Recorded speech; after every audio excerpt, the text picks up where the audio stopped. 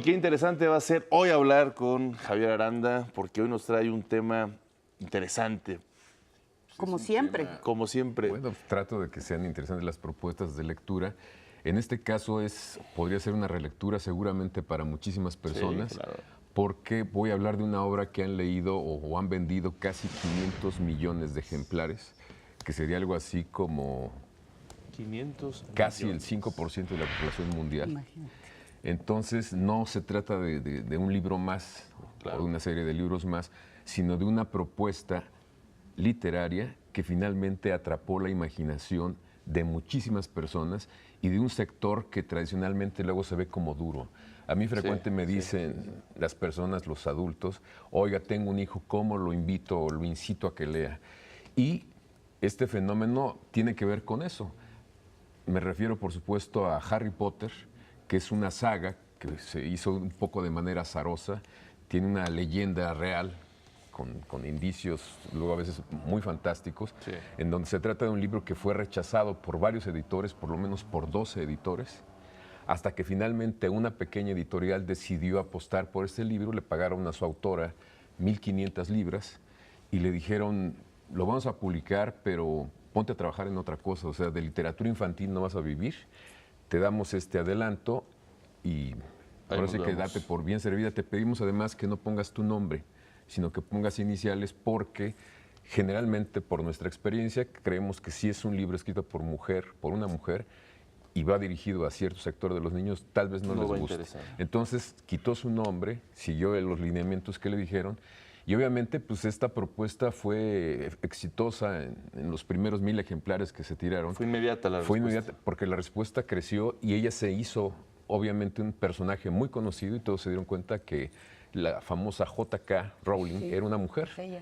Y prometía no solamente un libro, sino una serie de libros que contaban una historia que dice que se le ocurrió en el transcurso de un viaje en tren, en donde ella era aficionada a escribir, leía también bastante desde niña, y le llegó como un torrente la idea de ponerse a escribir la historia de un mago que no sabía que lo era y que había una escuela precisamente de magos, y dice que ahí empezó, digamos, a armar todo ese entramado que terminó compartiéndolo en 7 volúmenes, que a mí me sorprende mucho y a muchísimas personas porque son libros que no tienen ninguna ilustración, que son muy gruesos, y tradicionalmente los promotores profesionales de la lectura hechos por la academia dicen los niños tienen que leer estos libros y hasta los dividen, ¿no? De 7 a 8 años, de 8 a 12 años, de 12 a 15, y nos van dosificando y nos ponen libros muy delgados porque dicen que la atención de los niños no da para más. Esto demostró nuevamente que cuando hay una propuesta literaria bien armada, bien fundamentada, las cosas son distintas. La mercadotecnia, el merchandise funciona, digamos, para cierto público que ya está un poco más viciado con las mercancías que con la literatura misma, que somos nosotros los adultos. Y en el caso de los niños fue al revés. Muchos me dicen, claro, ¿cómo no vendió tantos ejemplares si hasta hicieron películas? Bueno, pero hay que recordar que en un principio fue una obra que no tuvo ningún apoyo publicitario y que se fue imponiendo por el famoso de boca en boca. De boca en boca. No, y hay que destacar, Javier, que, por ejemplo, no sucedió así con el famoso Código Da Vinci, Por ejemplo. que fue un libro leído en todo el mundo, que hicieron película y nadie más leyó este otro libro Y es de un Dan libro Brown. realmente de mercado. Exactamente. Y en Se el caso puso de toda Harry la Potter, maquinaria, en el claro. caso de Harry Potter algo debe tener porque la señora hizo estos volúmenes y causó esta lectura de 500 millones, no, perdón. Bueno, casi 500 millones de ejemplares vendidos de Harry vendidos, Potter. ¿no? No es cualquier cosa, Y ¿eh? por otro No. lado, también, a mí me gusta mucho la historia de Rowling. ¿Por qué? Porque fue una mujer que comenzó a escribir estas historias a partir de los 44 años de edad. Que rompe otro de los De los mitos de cuándo estereotipo ponerse a escribir. Y para hombres y mujeres de, a ver, tengo 44, 45, ya mi vida acabó. No, Así es. ella comenzó así, pero además lo hizo enfocada en su hijo, según leí en Su alguna hija entrevista. tiene Su una hija, ella tuvo un mal matrimonio, duró si acaso un par de años con un portugués. Fue una relación tan tormentosa que ella pidió que judicialmente se impidiera al padre de la hija acercarse a ella y a su cría, porque yo creo que tuvieron una relación pésima. En una de sus entrevistas, de las pocas que ha dado, habló también, por ejemplo, de esa relación y dice que no volvería a reconciliarse con esta persona porque tiene razones. Eso me dice seguramente que tuvo incluso maltrato físico, es posible, porque pues ya para tener una decisión de ese tamaño y de esa manera y hacerla pública es porque pasaron muchas cosas que no sabemos, que podríamos imaginar, pero eso no fue razón suficiente para impedirle a ella ponerse a escribir. Ella se iba a un pequeño café a trabajar, porque salía con la hija, ahí se distraía un poco con la gente que pasaba, ella se ponía a escribir esa historia que se le había venido a la cabeza y empezó a armarla. Lo que ella no estaba preparada es para asimilar tan rápido el éxito que tuvo el contarnos esta historia y las cosas que movió.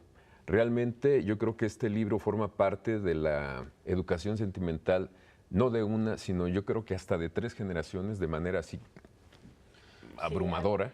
Y yo creo que las ondas expansivas de la propuesta literaria que hizo esta mujer, Rowling, nos van a seguir tocando durante varias generaciones porque creó todo un universo que no es solo la fantasía de una mujer que tenía demasiadas cosas en la cabeza, sino es también la propuesta literaria que recoge la tradición literaria que se dio desde la antigüedad. Si uno revisa, sí. Te ayuda lo que es el cine, ¿no? O sea, con esto de que ahora viene la precuela, o bueno, que ya salió obviamente la de los Animales Fantásticos y que van a salir otras películas más. Eso siempre va a permitir que ya no sea de estas 3 generaciones, sino va a ser como al futuro también, porque por supuesto. todo el mundo va a estar inmerso en estas películas. Y cuando ¿no? veas algunos de esos ecos en otras películas y en otros libros, vas a empezar a jalar hacia atrás y vas a llegar a este origen. Que este origen también es una bonita imagen de cómo la tradición literaria se pasa, incluso en la ruptura.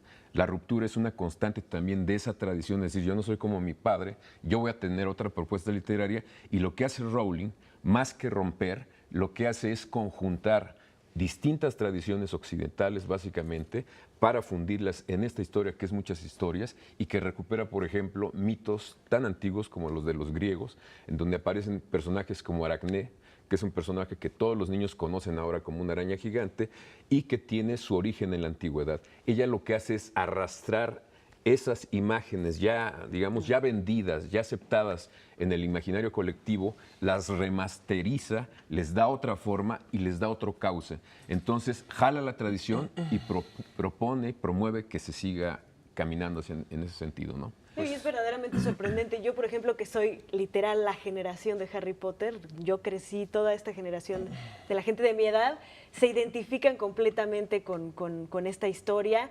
Y bueno, también que tuve la oportunidad de vivir en el Reino Unido, donde pues finalmente ahí tiene su origen. Cuna. Es verdaderamente una identidad que tienen los jóvenes y adultos y de muchas generaciones ingleses. Está integrado en el ADN y pues es una cosa increíble. No, y hay textos literarios que se han impregnado a lo largo de mucho tiempo. Pienso, por ejemplo, en la Biblia, en El Señor de los Anillos, pero son como poco a poco se van metiendo en el imaginario. Y en el caso de Harry Potter fue un portazo a nivel cultural, a nivel literario, que provocó incluso la reacción de críticos académicos como este señor Harold Bloom, en donde desecha esta obra, pero yo estoy seguro que en 200 años se seguirá hablando de Harry Potter y el señor Bloom va a dejar de existir cuando terminen sus días en esta tierra. Los prejuicios que luego existen. Son prejuicios. Hay que decirlo. La academia vive y pervive y subsiste a partir de currículum, de cátedras, de puntos, de escalafones.